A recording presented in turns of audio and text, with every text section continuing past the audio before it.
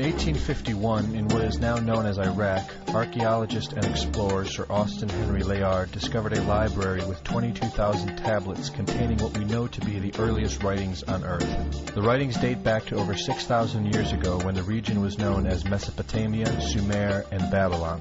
Amongst these vast writings is a story which mirrors the book of Genesis in the Bible. It tells a story of a great flood which reshaped the face of the planet Earth and all of her inhabitants. It tells a story of a tower built and the creation of the spoken word. One of these scrolls includes a star map of what appears to be a sun and its planets. The writings include detailed descriptions and maps of our solar system matching what we know today and beyond. It includes a 10th planet in an orbit between Mars and Jupiter. It is written that the 10th planet Nibiru was thrust into our solar system and collided with the planet Tiamat. The remaining bulk of Tiamat over time became Eridu, the Earth as we know it, and the rest of her became the asteroid belt. In retrograde to the other 9 planets, Nibiru took orbit around our Sun in a long ecliptic or apogee. Lasting 3,600 years, it passes between Mars and Jupiter. In recent years, based on the patterns of our known solar system, astronomers have been looking for a planet with this same orbit. In search of this planet, they discovered the planet Pluto. The search continues.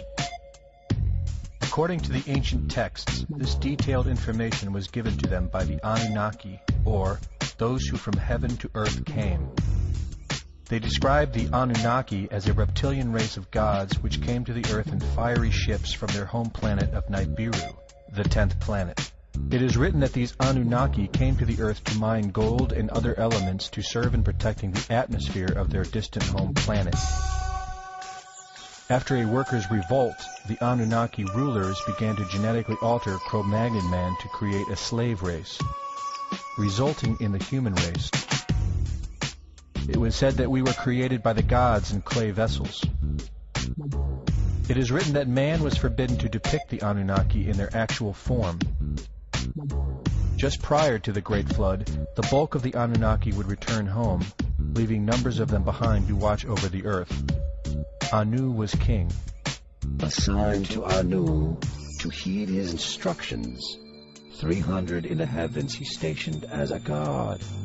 The ways of earth to define from the heaven. And on earth 600 he made reside. After he all their instructions had ordered, to the Anunnaki of heaven and of earth, he allotted their assignments. This story of reptilian gods from the heavens creating man is not at all uncommon. It in fact can be found in most every region of our planet.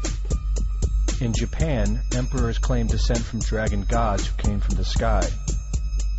Australian Aborigines teach of a reptilian race which lives underneath the earth and governs over men. They believe they are descendants of a race of dragon human. China teaches the serpent queen Nukua interbred with man. India calls these reptilian gods Nagas and claim they seeded their royal families. Throughout the Middle East, it is believed a serpent race created man. The book of Genesis tells of giants who came from the heavens to breed with the daughters of man. They are called the Nephilim. In Africa, they call them Chitauri, children of the serpent.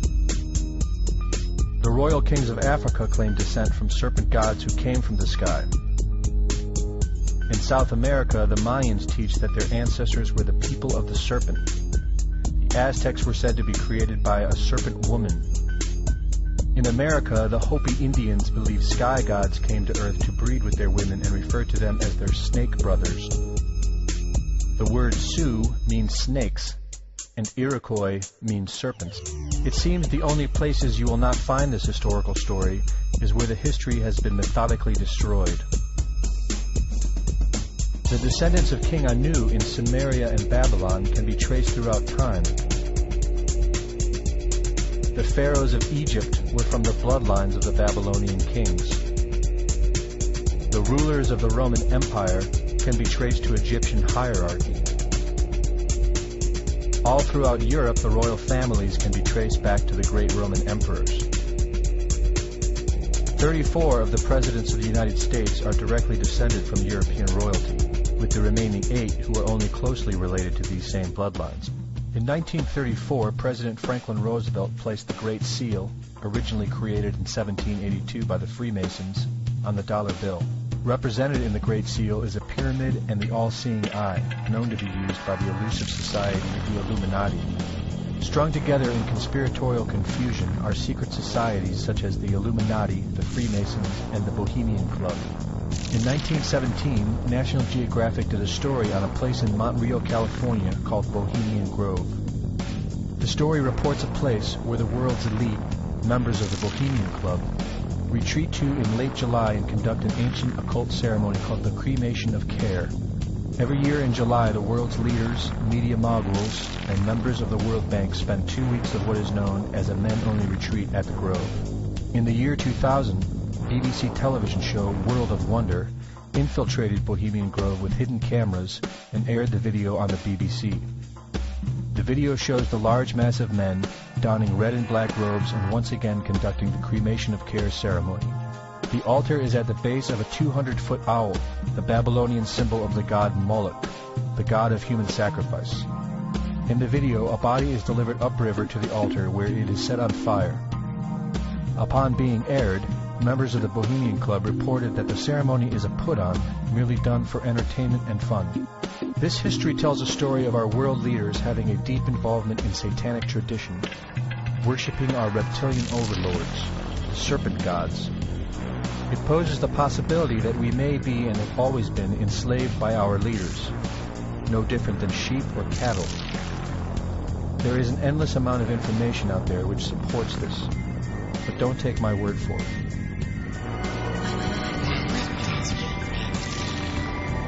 Well, son, a funny thing about regret is that it's better to regret something you have done than to regret something you haven't done. By the way, if you see your mom this weekend, be sure and tell her, Satan! Satan! Satan!